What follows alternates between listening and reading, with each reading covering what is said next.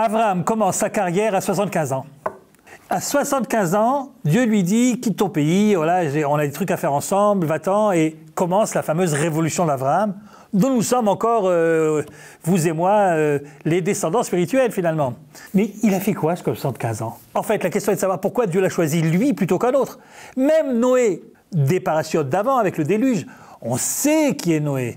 Il y a 2-3 mots là-dessus, c'est un tzaddik, on nous dit que c'est un tibien, etc. Abraham, rien, pas un mot. Tu ne sais pas d'où il sort. On connaît le nom de son père, le nom de ses frères, et c'est tout. Alors il y a plein de midrashim qui viennent compléter ce trou qu'il y a dans l'histoire, dans le récit. Ce manque, il a fait quoi pendant sa jeunesse, pendant son adolescence? Donc il y a des midrashim, des histoires rabbiniques que vous connaissez bien. Il a cassé les idoles, etc. On va pas revenir là-dessus, mais il y en a un. Il y en a un que je ne sais pas si vous connaissez. Il est un petit peu moins connu.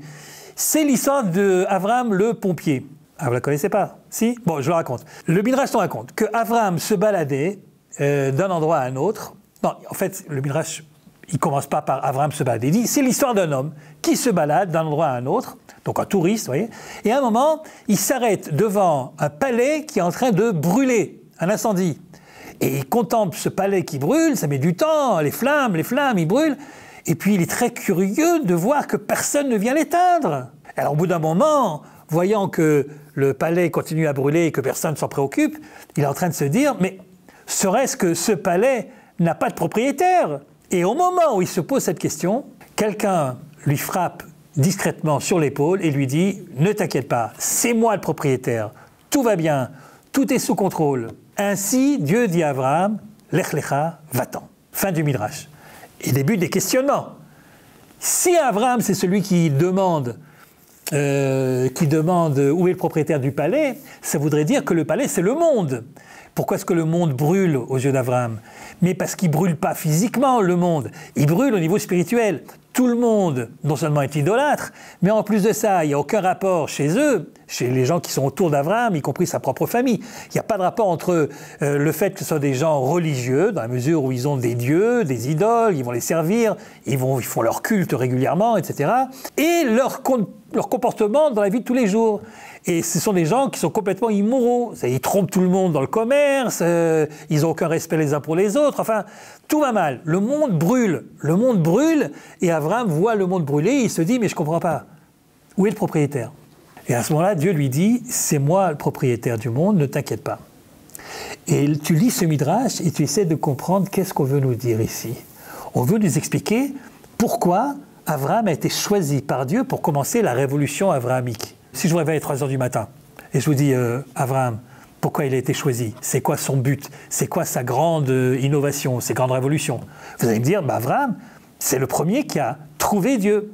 C'est le premier qui a inventé ou réinventé le monothéisme. Oui, vous savez, tous ces midrashim, d'autres midrashim qui disent qu'Abraham, le matin, il pensait que le soleil, c'était le Dieu, et puis quand il a vu qu'il se couchait le soir, il s'est dit, bon, ça ne doit pas être le soleil, alors c'est peut-être la lune. Mais après le matin, il voyait que de nouveau, il y avait le soleil, alors il se posait des questions, jusqu'au moment où, dit le midrash, il a compris qu'il y avait quelqu'un qui est au-dessus de toutes les forces de la nature, et c'est celui-là qui a créé la nature tout entière. Donc, un juif normal, et même un pas juif normal. Vous lui posez la question, qu'est-ce qu'il a fait Abraham dans sa vie de spécial? Et il vous répond, c'est celui qui a inventé ou réinventé le monothéisme. Mais le Midrash, il est révolutionnaire, celui qu'on vient de lire, parce qu'il ne dit pas ça du tout. Il ne dit pas que Abraham a été choisi parce que c'est le premier qui a trouvé Dieu, le premier des croyants, le premier monothéiste de l'histoire. Il dit même exactement le contraire. Abraham regarde le monde qui brûle et il se dit, question rhétorique, serait-ce que le monde n'a pas de propriétaire? Question rhétorique. La réponse d'Abraham, c'est évidemment, non. S'il y avait un propriétaire, il serait là. Et c'est à ce moment-là que Dieu lui dit, ok, toi et moi, on va changer le monde. Ça veut donc dire qu'Abraham a été choisi non pas parce qu'il a trouvé la réponse, mais parce qu'il a su poser la question. C'est pas parce qu'il a trouvé Dieu, mais c'est au contraire, peut-être même, si j'oserais, je dirais que c'est pas le premier monothéiste, Abraham, c'est le premier véritable athée. Puisque si on avait laissé, d'après ce midrash, si on avait laissé Abraham dans ses réflexions, il serait arrivé à la conclusion que décidément, il n'y a pas de Dieu sur terre. Et s'il y en a un et qui tolère ce genre de choses, ce Dieu-là n'est pas le mien, je préfère qu'il n'y en ait pas, ou plutôt c'est comme s'il n'y en avait pas. Abraham a été choisi non pas parce que c'est le premier croyant, mais c'est le premier véritablement incroyant. Il a été choisi non pas parce que c'est le premier qui a trouvé des réponses, mais c'est le premier qui a su poser les bonnes questions. Comme si Dieu lui disait « Et tu crois que moi ça m'amuse de voir le monde brûler? Mais je ne peux pas l'éteindre tout seul, je l'ai déjà fait une fois, à l'époque du déluge. Ça a servi à quelque chose? Rien du tout. » D'ailleurs, le déluge, c'est l'eau. Donc je suppose que c'est pour ça que le Midrash prend l'histoire du feu et de l'incendie. Et il pensait au déluge. Donc j'ai déjà éteint une fois l'incendie, ça a servi à quelque chose? Non.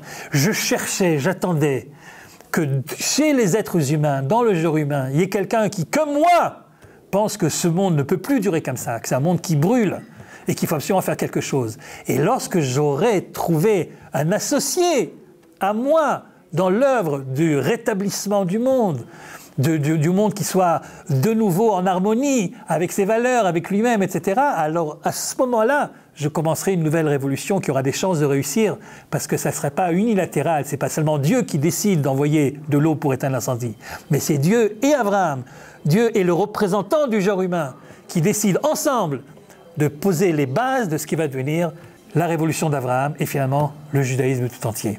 Savoir poser les bonnes questions. C'est ça que Dieu attend de nous. Pas obligatoirement les bonnes réponses.